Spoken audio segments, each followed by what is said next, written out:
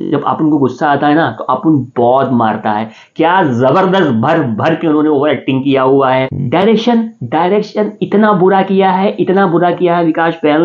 बॉलीवुड के इतिहास में अगर टॉप 10 वर्स्ट मूवीज का अगर नाम लिया जाएगा तो गणपत मूवी का नाम लिया जाएगा। तो मैं आप लोगों से हाथ जोड़ के विनती कर रहा हूं कि गलती से गणपत मूवी जाकर के सिनेमा हॉल में मत देखिए। Hey friends, I am Shirish, welcome to my channel non stop express. Ganapath movie का करते हैं रिव्यू। तो सबसे पहले मैं आप लोगों को ये बताना चाहूंगा कि मूवी को डायरेक्ट किया है विकास बहल ने, जिन्होंने कि इसके पहले क्वीन और सुपर 30 जैसी शानदार मूवीज बना चुके हैं। लेकिन इस बार वो हमें डिसअपॉइंट नहीं करते हैं, इनफैक्ट वो हमें हाईली डिसअपॉइंट करते हैं। क्यों? तो चलिए फटाफट मूवी की जो कहानी है वो मैं आप लोगों के साथ शेयर कर देता हूं।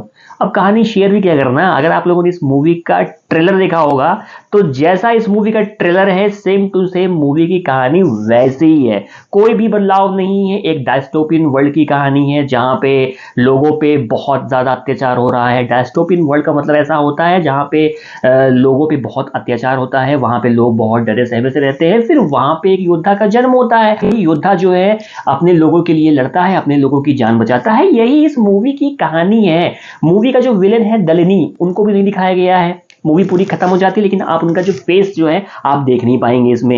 अमिताभ बच्चन जो है वो अगर नहीं भी होते, उनकी जगह पे अगर कोई और अगर एक्टर होता तब भी मूवी में कोई फर्क नहीं पड़ता।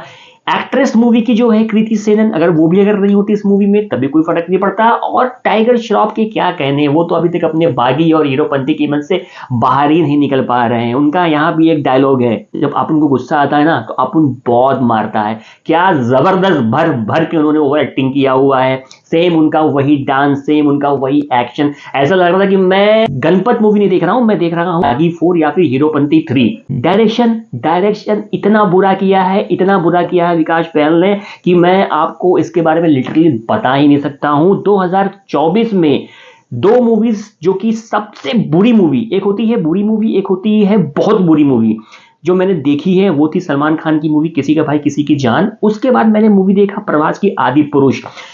अब मैं अगर गणपत की अगर मैं बात करूं, तीसरे नंबर पे आता है उसी लिस्ट में सबसे बुरी मूवी 2024 की। इनफैक्ट बॉलीवुड के इतिहास में अगर टॉप 10 वर्स्ट मूवीज का अगर नाम लिया जाएगा तो गणपत मूवी का नाम लिया जाएगा।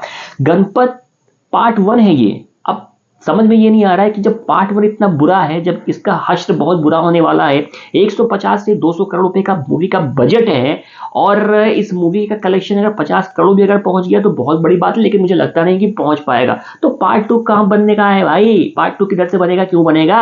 अगर आप लोगों को अपना मूड सच में अपसेट करना है, अगर आप लोगों को अपना दिमाग अगर खराब नहीं करना है, अगर आप लोगों को फ्रस्ट्रेटेड अगर नहीं होना है, तो मैं आप लोगों से हाथ जोड़ के विनती कर रहा हूं कि गलती से गणपत मूवी जाकर के सिनेमा हॉल में मत देखिएगा। अगर देखना ही है अगर आपको तो जाकर के थलपति विजय की मूवी लियो देख लीजिए। वो मूवी इससे फार फार फार फार फार फार बेटर है। बट गणपत मूवी आप देखने मत जाइएगा, क्योंकि फिर बाद में फिर ये मत बोलिएगा कि मैंने आपको जो है इसके बारे में बताया नहीं। बहुत ही फूहड़ मूवी है। टाइगर श्रॉफ को देख करके इतना गुस्सा आ रहा था, इतना गुस्सा आ रहा था, इतना गुस्सा आ रहा था, लग रहा था कि मैं सिनेमा हॉल छोड़ के भाग जाऊं। लेकिन कहीं से लगा कि अब टिकट जब खरीदे हुए हैं तो भाई मूवी तो देखना बनता है। तो मैंने कैसे भी करके अपने आप को समझाया और 2.25 घंटे कैसे भी करके मैंने झेला। सिनेमा हॉल में बैठ करके मैं झेल नहीं पा रहा था लिटरली मूवी को।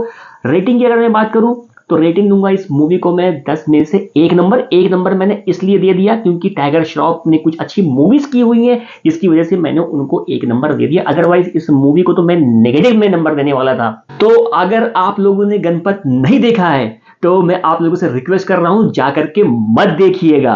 और अगर देखना चाहते हैं तो आपकी मर्जी, आपका पैसा, आपका टाइम, जो आप लोगों को समझ में आता है वो करिए। बट बने रहिए मेरे चैनल के साथ ताकि इसी तरह से अच्छे अच्छे प्यारे प्यारे और बुरे बुरे रिव्यूज आप लोगों के लिए बनाता रहूं और आपका प्यार पाता रहूं। मिलते हैं अगले रिव्यू वीडियो के साथ। Till then bye bye and take care.